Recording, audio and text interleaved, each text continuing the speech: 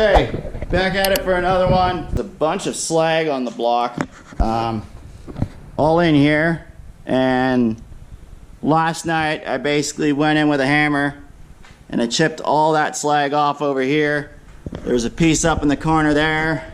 There's some up underneath here, a little bit in that corner, some along the front right along there.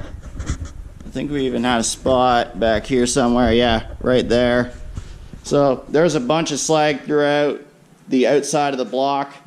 And I also found, I don't know if you're going to see it or not, but there's a giant piece of slag right in there.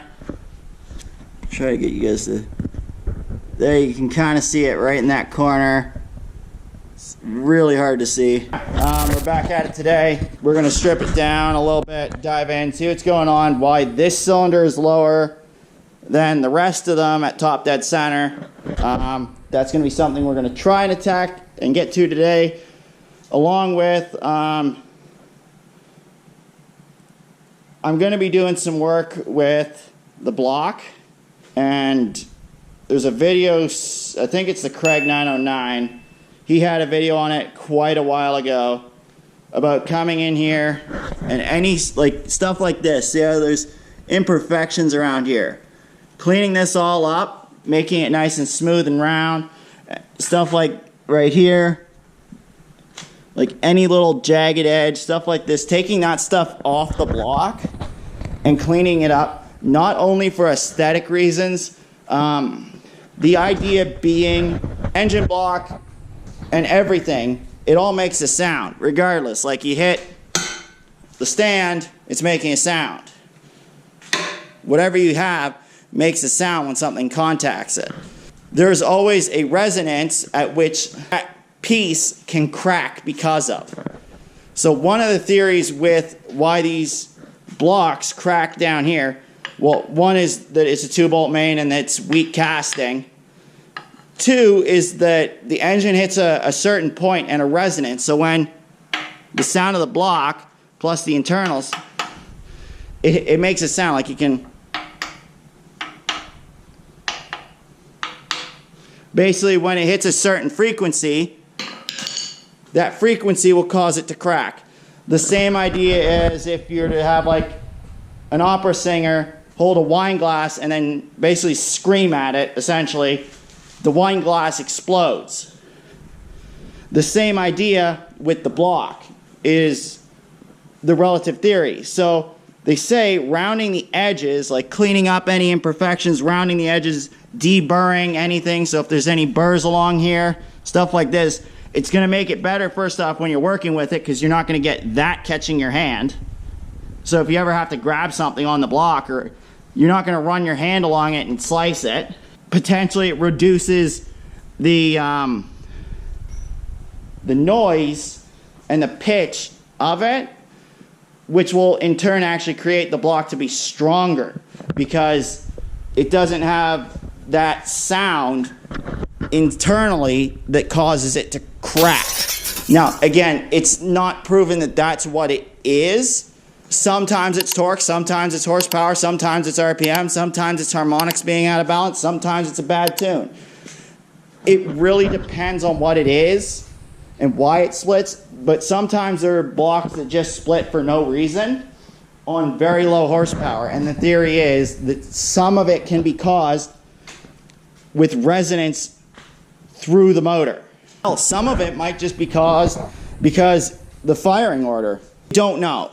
One of the theories that the resonance will cause, that can cause it to crack down the center, along with it just being a weaker block.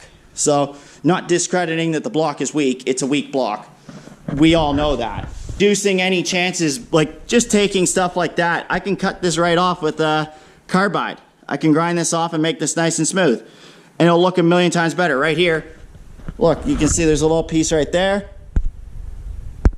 I can take that whole lip right off with a carbide bit, and not only is it going to make the block look better, but it's just going to look better. It's not going to have all these edges. There's less chance of scraping your hand on something, and it's just a nicer finished product on top of potentially, not saying it is, but potentially helping the resonance in the motor, which may in turn create the block to last longer and be stronger in the long run, because the resonance of the block and how it rings could be causing some of these blocks to crack. Again, it's hypothesized, it's not proven, but it does make sense in a lot of ways, because there are a lot of random ways how these blocks break without having a mechanical failure. It could play into a factor of what's going on. It's worth the extra half a day of work. Just like, look, you could catch your hand on that pretty easy if you're working down here, putting a starter in, like even this edge right here. You can cut that right off, make it smooth. Take that when you're working on the starter, boom, oh, you'll slice your hand right open if you run your hand across that fast. Just cleaning stuff up and deburring it and making it nice. Like, it's not much extra work. It's gonna have to get, the block's gonna have to get repainted anyways. So who cares? Let's just do it. That's the current theory so far. That's what I'm gonna be doing. I'll take you along on it. We're in no huge rush. Like, we gotta get it to the machine shop at some point. My engine builder's out for a week. So, you know, well, I'm not in a rush. I still gotta get the crankshaft potentially balanced. I gotta talk to a buddy about that, because there's a machine shop that's near his house, and his house is about an hour away from where I live. And it's a little bit cheaper to have those guys balance it than it is to have it balanced in my city. So I might have them balance it. My engine builder used to have a balancer, but he ended up downsizing and essentially semi-retiring. So he doesn't have a balancer anymore because he's not doing large jobs. So I might have that guy balance it, because it's like over $100 savings. Maybe even closer to $150 depending on what he charges me. But the guy in my city said like $400 to balance it, and the guy near my buddy's house, that machine shop that he's also using building the Windsor, they said like $300 to $350. So between like $100 to $150 difference. That sounds like a good deal to me. So that is probably where the crank is going to get balanced. And there's a drag strip right near there. So they're all car guys up there where he lives. That's partly why he moved there. So they're a well-known machine shop. It might make sense right now for me to have them do that and then be done with it, because it's going to be cheaper in the long run.